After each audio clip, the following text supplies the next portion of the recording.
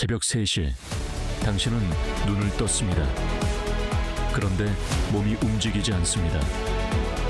가슴 위에 무언가 묵직한 것이 올라타 있고 방 한구석에 검은 형체가 당신을 내려다보고 있습니다. 우리 조상들은 이걸 귀신이 누른다고 불렀습니다. 하지만 정말 귀신이었을까요?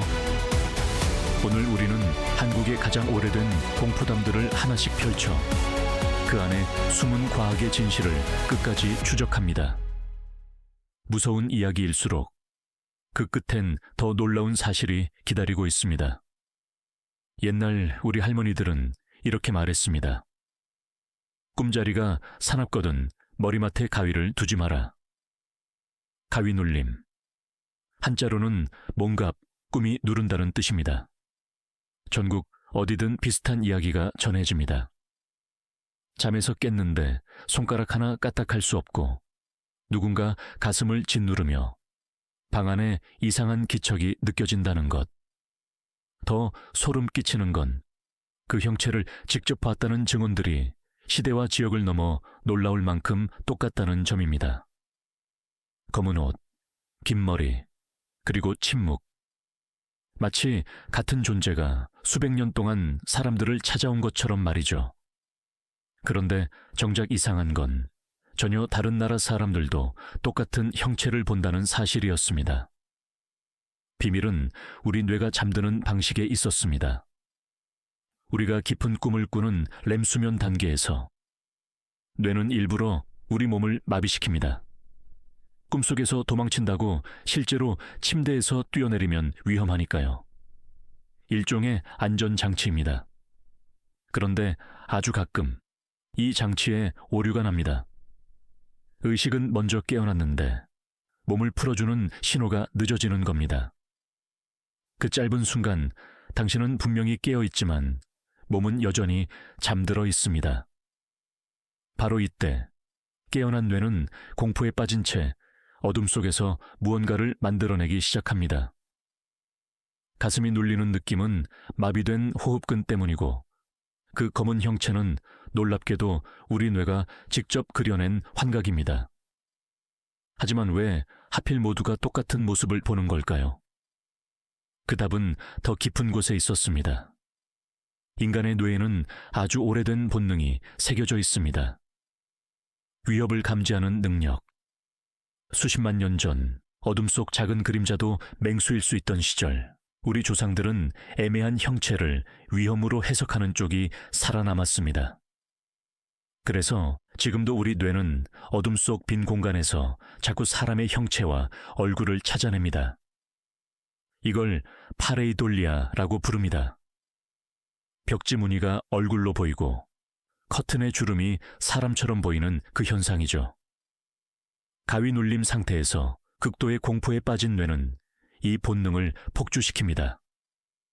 그래서 전 세계 사람들이 약속이라도 한 듯 검은 형체를 보는 겁니다. 우리 조상들이 본 처녀 귀신, 서양 사람들이 본 마녀, 중동에서 말하는 악령. 이름만 다를 뿐 모두 같은 뇌가 만든 같은 그림자였습니다. 그렇다면 밤마다 산을 떠도는 그 푸른 불빛은 어떨까요?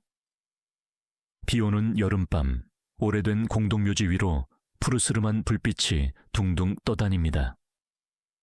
우리 조상들은 이것을 도깨비불 혹은 죽은 이의 혼불이라 불렀습니다. 사람이 죽으면 그 영혼이 불꽃이 되어 떠난다고 믿었죠. 실제로 마을 어른들은 누군가의 혼불이 어느 집 쪽으로 날아가는 걸 봤다며 며칠 뒤 그 집에서 부고가 들렸다는 이야기를 진지하게 전했습니다.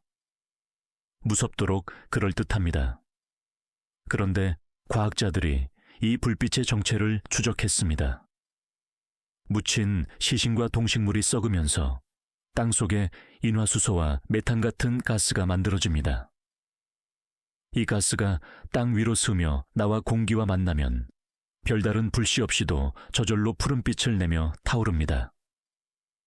바람을 따라 둥둥 떠다니고 다가가면 공기가 흔들려 멀어지는 것처럼 보이죠. 마치 도망치는 혼불처럼요. 자연이 만든 너무나 정교한 착각이었습니다. 여기까지 들으면 모든 게 끝난 것 같습니다. 가위 눌림은 뇌의 오류, 혼불은 가스 연소. 그런데 과학은 정직하게 인정합니다. 아직 다 풀지 못한 부분이 있다고. 같은 환각이라도 왜 어떤 사람은 평생 한 번도 겪지 않고 어떤 사람은 매주 시달릴까요? 왜 극심한 스트레스와 불규칙한 수면이 이 현상을 부르는 걸까요? 그리고 가장 흥미로운 질문. 우리 조상들은 과학을 몰랐지만 가위에 눌렸을 때 소리를 지르지 말고 발가락부터 천천히 움직여라는 지혜를 남겼습니다. 이건 현대의학이 권하는 대처법과 정확히 일치합니다. 그들은 원리는 몰랐지만 수많은 경험으로 답을 찾아낸 겁니다. 공포 속에서도 사람을 지키려 했던 따뜻한 지혜였습니다. 그래서 결론은 무엇일까요? 귀신은 없었습니다. 하지만 동시에 그 공포는 진짜였습니다. 우리 조상들이 느낀 두려움, 가슴을 짓누르는 그 무게, 어둠 속 형체.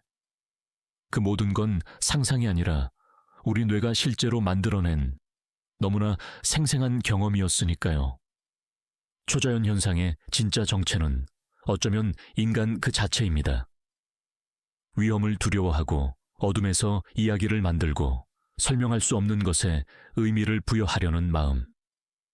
그 마음이 수천 년 동안 귀신과 도깨비와 혼부를 낳았습니다. 과학은 그 이야기들을 부정하려는 게 아닙니다.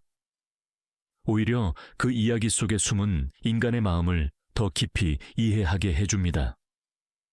오늘 밤 다시 가위에 눌린다면 기억하세요. 그건 귀신이 아니라 잠에서 깨어나려는 당신의 뇌가 보내는 신호일 뿐입니다. 발가락부터 천천히 움직여보세요.